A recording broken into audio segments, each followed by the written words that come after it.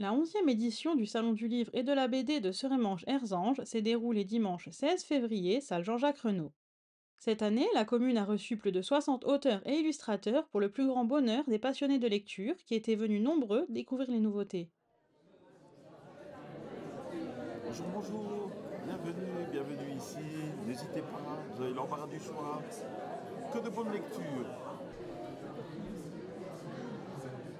Alors j'écris depuis un moment, mon premier livre en fait c'était Les Vies d'Élise qui était sorti en 2014-2015 et donc j'écris depuis une quinzaine d'années maintenant parce que celui-là avait pris longtemps à sortir et depuis que je suis toute petite en fait j'écris donc ça remonte maintenant. Au niveau des styles, des univers, j'ai vraiment tous les styles. Le premier j'étais dans un monde entre rêve et réalité. J'ai également de la dystopie, science-fiction, on va dans un monde post-apocalyptique. Mon tout dernier, celui-là, Notre éternité pour Harmonie, on va dans un monde de vampires où les vampires sont parmi nous, avec une jeune vampire qui doit recruter un humain. J'ai également celui-là qui est de la romance contemporaine. Donc là, on part sur vraiment dans la vague de la new romance qu'on peut avoir actuellement. Et j'ai enfin lui que j'ai oublié de citer, Buzz 1299, où là on part sur un roman contemporain autour d'une vidéo qui devient virale sur les médias sociaux. Donc vraiment plein d'univers différents, plein de styles. J'aime bien essayer plein de choses différentes. J'avais beaucoup de mal à me cantonner dans un seul genre. Et ouais, je pars dans l'imaginaire souvent, mais vraiment plein de styles, plein de genres différents.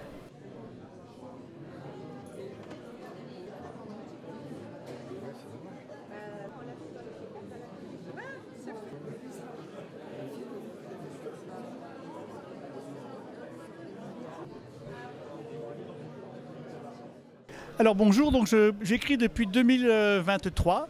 C'est une réédition là, de mon premier ouvrage qui s'appelle Le corps ne fait pas de genre, dans lequel j'explique ma vie dans les deux genres, entre le féminin et le masculin. Je passe de il à elle et de elle à il très régulièrement, voilà, en fonction de de mon agenda, je dirais. Donc en fait, j'ai écrit ce témoignage qui raconte vraiment de comment je me suis identifié assez petite à une fille, enfin identifié, j'ai compris qu'il y avait un genre de bug à la naissance.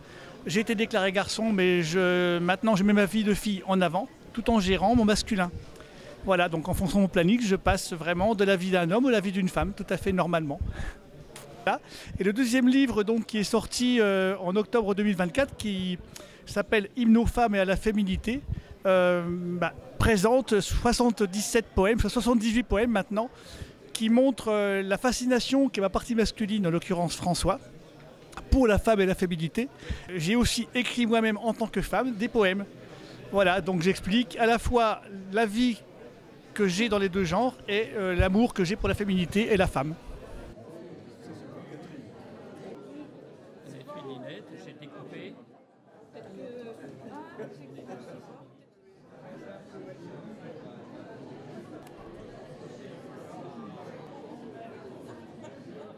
Mon nom est Daniel Remacle, je suis juriste retraité et auteur de polars historiques. Alors j'écris depuis mes 15 ans, mais pour les romans, j'ai dû attendre d'avoir la disponibilité d'esprit, c'est-à-dire la retraite. Et je me suis mis à écrire des polars historiques, c'est-à-dire des enquêtes policières contemporaines, mais qui plongent dans les racines du passé pour comprendre l'intrigue. C'est à la fois un plaisir de lire un suspense policier, mais aussi d'apprendre ou de se remémorer des faits et des personnages historiques dans des siècles variés et dans des régions différentes. J'ai une énorme documentation qui est à la fois personnelle, mais aussi complétée par des travaux en bibliothèque et bien sûr des recherches sur Internet, Wikipédia, etc. J'ai dans chacun de mes ouvrages une bibliographie historique qui va de 3 à 5 pages suivant les romans, c'est-à-dire que le lecteur va apprendre dans une page spécifique ce qui relève du vrai, du faux, c'est-à-dire la fiction, mais aussi des zones grises dans des siècles où même les historiens ne peuvent pas trancher. À partir de là, on écrit un polar pour conduire doucement, en le prenant par la main, un lecteur vers l'histoire avec un grand H.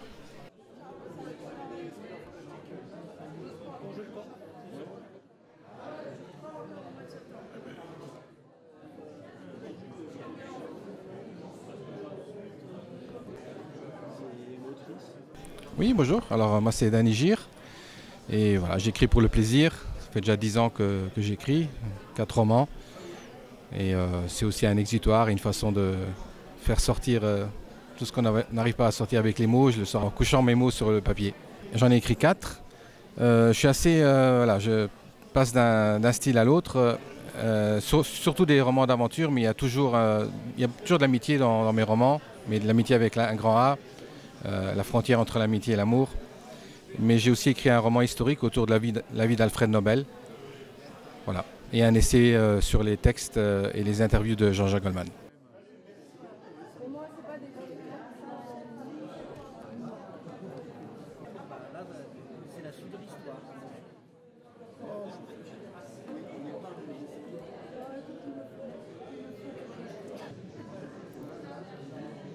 Bonjour, je me présente, je suis Christelle Deutscher, autrice et créatrice. J'ai écrit un livre qui s'appelle Plume et moi, autobiographie en vers, et je vous présente ma voisine. Bonjour, je m'appelle Michèle Allenbach et puis j'écris également les 100 poèmes de Michel, A-I-L-E-S. Et puis la semaine dernière, j'ai participé à un concours de nouvelles où j'ai gagné le 3e prix. Alors, je vais vous montrer mon livre. Donc, Plume et moi, ça parle en fait, c'est des poésies que j'écris de mes 11 à 20 ans. Donc, ça va retracer toute la période le passage de l'enfance à l'âge adulte, par tous les sentiments, les émotions qu'on peut traverser à ce moment-là. Et la petite originalité, c'est qu'il est illustré par une artiste pointilliste régionale qui est Anaëlle Chauffal-Berger. À chaque chapitre, on a une illustration qui a été en fait inspirée par le chapitre de poésie. Donc on est sur ce type d'illustration sur chaque chapitre. Là, il y a 60 à 80 heures de travail. Donc c'est la petite subtilité du recueil. C'est de la poésie illustrée parce que la poésie, je trouve que ça va très bien avec le dessin. Alors moi, j'ai commencé à écrire, j'avais 15-16 ans et puis après j'ai arrêté avec les enfants, ma vie professionnelle, etc. Et il y a un an, j'ai été éditée, j'avais des poèmes de côté qui représentent un petit peu la biographie de ma vie, c'est-à-dire mes amis, mes amours, mes emmerdes. Mes voyages en même temps et puis les parties heureuses et les parties moins heureuses comme la perte de mon mari il y a quelques années. La nouvelle où j'ai gagné ce prix, voilà, je vous le montre. C'est une nouvelle qui a été demandée l'année dernière concernant justement un salon du livre qui avait lieu avant la Saint-Valentin et il fallait écrire concernant le premier rendez-vous amoureux. Donc j'ai écrit un rendez-vous de mes 20 ans que j'ai retrouvé presque 50 ans après. Alors je vais vous montrer un petit peu ce que je fais d'autre. Du coup c'est vrai que c'est un passe-temps qui est devenu un petit peu une passion. Donc là par exemple je fais en fait des marque-pages avec en fait des fleurs séchées naturelles qui sont mises sous presse et ça fait des petites créations fait main modèle unique. Je fais aussi tout un univers autour de mon livre qui s'appelle Plume et moi. Donc j'ai un peu développé l'univers de la plume. Je propose des petites plumes en métal qui plaisent toujours avec des petits pompons. Et ceux-ci que j'aime beaucoup, ils sont aussi faits main modèle unique et à chaque fois je mets en fait une citation issue de mes poésies. Donc là par exemple à nos rêves qui déploient leurs ailes. Comme je suis retraitée maintenant, je m'amusais à faire moi-même les marque-pages. Donc là pour la Saint-Valentin, en voici quelques-uns avec les petits pompons. Ici c'est ma petite fille qui en a fait en diamant, des plumes en diamant. Voilà. Sinon, je me suis mis aussi un petit peu à la peinture. Là, il n'y en a plus beaucoup parce que il y en a beaucoup qui sont partis. Je les peins moi-même, je les plastifie.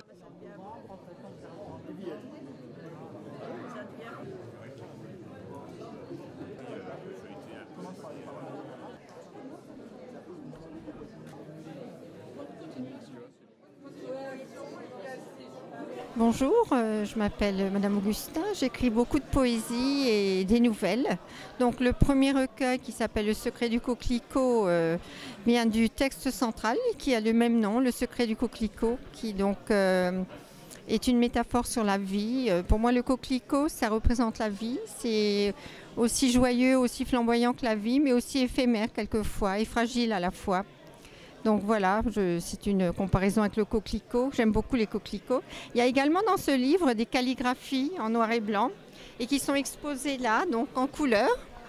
que j'ai apporté également, qui illustre certains poèmes. Dans le nouveau, En chemin d'arc-en-ciel, c'est plus la résilience, donc en disant qu'il y a toujours un arc-en-ciel entre deux averses. Et donc dans ce recueil, il y a également une nouvelle poétique qui a été primée à la Société des poètes artistes de France.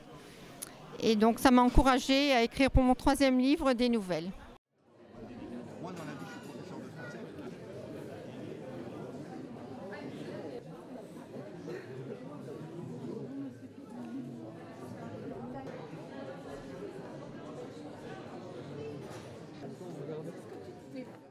Je suis Marc Lénine, inconnu dans la vallée de la Penche. Personne ne me connaît. Je suis là incognito. Voilà. Le dernier né, c'est une belle histoire. C'est l'histoire des habitants du château Guy de Vadel à Yanges. C'est une branche de la famille de Vadel peu connue finalement et qui a finalement pas grand-chose à voir avec la sidérurgie. Mais c'est des aventures extraordinaires. Il y a de la noblesse espagnole. Il y a de la noblesse grecque, il y a des amours, il y a des tromperies, il y a enfin, il y a la vie, quoi, voilà. Et j'essaie de raconter, de retranscrire ces histoires-là. Je ne connaissais pas encore, il s'appelle Michel, il a écrit un sacré bouquin, Tous les mois que j'ai tort. Il a écrit comme livre.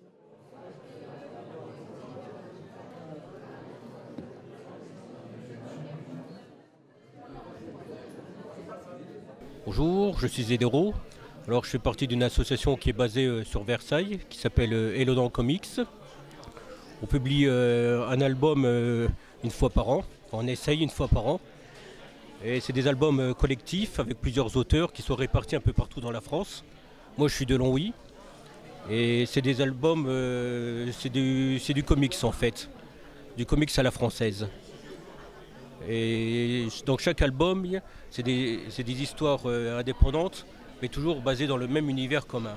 C'est du comics, donc du super-héros, avec les règles du super-héros, avec les super-vilains et les gentils, quoi, les super-héros, avec la bestiole, le duo de justiciers, le chasseur de vampires, enfin toutes les règles du super-héros.